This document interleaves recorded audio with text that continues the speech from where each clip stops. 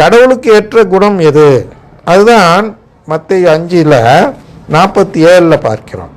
47 என்ன சொல்கிறது என்றால், நீங்கள் உங்கள் சகோதர சகோதரிகளுக்கு மட்டும் வாழ்த்து கூறுவீர்கள், ஆனால் நீங்கள் மற்றவர்களுக்கு மேலாக செய்து விடுவதென்ன? பிற இனத்தவரும் இவ்வாறு செய்வதில்லையா அப்படின்னு கேட்கிறார் அல்லவா? அதான் அந்த இடம். அவர் நம்மிடம் ஒரு சிறப்பு குணம் எதிர்பார்க்கிறார் கடவுள். அது என்ன என்றால், மற்றவர்களை விட நாம் ஏதோ மேலானதாக ஏதேனும் செய்திருக்க வேண்டும். அதுதான் இங்கேயும் இந்த எஜமான் இந்த உருவத்தில் எதிரெல்லாம் எதிர்பார்க்கிறான் என்றால், ஒரு அடிமை போகிறான் வாரான், அது ஒரு பிரச்சனை இல்லை. அவன் எந்த விதத்துலையாவது எனக்கு சிறப்பாக செயல்பட்டு இருக்கிறானா அப்படின்னு பார்க்கிறார். அது யாருன்னு பின்னாடி பார்க்கும். அதாவது அவர்கள் மற்றவர்களை விட எனக்கு சிறப்பாக செய்யாதவர்கள் என்பதால் அவர்களும் என்னை நேசிக்காதவர்கள் என்று நான் கருதுவேன். அடுத்த வகை அடிமை யார் என்றால், என் வயலுக்கு போகிறேன் என்று சொல்லிவிட்டு எதிரியின் வயலுக்கு சென்று எதிரிக்கு உதவி செய்யும் அடிமை. பாருங்க, யார் இந்த அடிமை?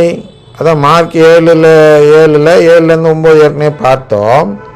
இதை போதிக்கிறவர்கள் மனித மரபையும் மனித சட்டத்தையும் கோட்பாடுகளாக போதித்து கடவுளின் கட்டளையை வெகு திறமையாக புறக்கணிப்பது என்பது எதிரிக்காக பாடுபடும் செயல்.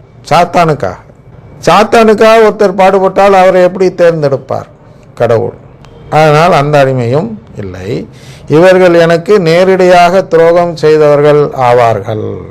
சரியா? எனவே இவர்களையும் நான் தத்தெடுக்க மாட்டேன். அது மட்டுமல்லாமல் இவர்களுக்கு துரோகத்திற்கான தண்டனையையும் கொடுப்பேன். அடுத்து 4வது விதமான அடிமை யார் என்றால், என்னையே கொலை செய்ய பார்த்து என் சொத்தை அபகரிக்க பார்க்கும் அடிமை. மத்தேயு 21:38-39 படி பார்க்கிறோம் அல்லவா? மத்தேயு 21 நான் ஒரு வாசிக்கிறேன், உங்களுக்கு தெளிவு கிடைக்க வேண்டும் அல்லவா?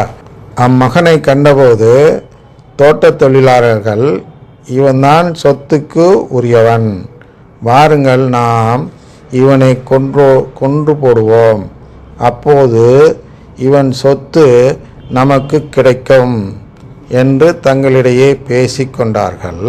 பின்பு அவர்கள் அவரை பிடித்து திராட்சை தோட்டத்திற்கு வெளியே தள்ளி கொன்று போட்டார்கள். இது பொதுவாக என்ன நினச்சிக்குவாங்கன்னா, இயேசுவை குறித்து இங்கே சொல்லப்படுகிறது என்று நினைத்து கொள்வார்கள். ஆக்சுவலாக இங்கே அவர் இயேசுவை குறித்து சொல்லவில்லை. அவர் சொல்ல வருவது என்ன என்றால், இங்கே கடவுளுக்கு எதிராக செயல்படுவது, கடவுளின் அந்த கோட்பாடை கொலை செய்வது. சரியா? அப்போ கடவுளுக்கு எதிராகனா திருச்சபைக்கு எதிராக. ஏன்னா கடவுளின் குடும்பம் தான் திருச்சபை. அப்போ திருச்சபைக்கு எதிராக செயல்படுவது தான், அதை திருச்சபையை அழித்து விட பார்ப்பது. அப்படி வச்சிங்களாட்டி கொலை செய்யும் பொழுது தான் திருச்சபை கொலை செய்தல், இயேசுவின் மறைவுடலை கொலை செய்தல். எப்போ? எதிர் போதனையால். மார்ட்டின் லூத்தர் போன்றவர்கள் வேறொரு போதனையை கொண்டு இங்கேருந்து மக்களை அழைத்து செல்லும்போது கடவுளையே கொலை செய்ய பார்க்கிறார்கள், கடவுளுக்கு எதிராக செயல்படுகிறார்கள். அந்த மார்ட்டின் லூத்தரை கடவுள் சீர்திருத்தவாதி என்று பார்ப்பாரா? நாம் யோசித்து பார்க்க வேண்டும். ஆனால் உலகம் என்ன நினைக்கிறது என்றால், மார்ட்டின் ஒரு புனிதர் என்று நினைக்கிறது. புனிதர் என்று பல கத்தோலிக்க குருக்கள் கூட சொல்கிறார்கள். ஏனென்றால் அவர்களுடைய கண்ணில் மார்ட்டின் லூத்தர் எந்த பாவமும் செய்யாதவர். அப்படின்னா மனித சட்டத்தை மீறாதவர். இப்போ பார்த்தோம் அல்லவா, பாவம் பிரேசரார் சொன்னால் என்ன பாவம் கேட்குறாங்களே, அதுதான் அவர்கள் மார்ட்டின் லூத்தருக்கும் கேட்கிறார்கள். மார்ட்டின் லூத்தர் என்ன பாவம் செய்தார் அப்படின்னு கேட்கிறார்கள் அல்லவா? அவர் கடவுளையே கொலை செய்யும் பார்க்கக்கூடிய பாவத்தை செய்கிறார். மார்ட்டின் லூத்தர் போன்றவர்களுக்காக சொல்லப்பட்ட ஓமை தான் இந்த மத்தேயு 21 பார்க்கிறோம். அந்த ஓமை எதை குறிக்கிறது என்றால், திருச்சபையை குறிக்கிறது. திருச்சபையை கொலை செய்கிறார்கள். திருச்சபை தான் இங்கே மகன் உருவத்தில் வருகிறது, மக்களிடம் பேச. அதை தோட்டக்காரர்கள் குத்தவை கேட்க வருவது போல் திருச்சபை தான் வருகிறது. குத்தவை என்று சொன்னதும் என்ன ஞாபகம் வருகிறது என்றால், பாவ மன்னிப்பு சீட்டு போட்ட உரிமை பெற்றது திருச்சபை.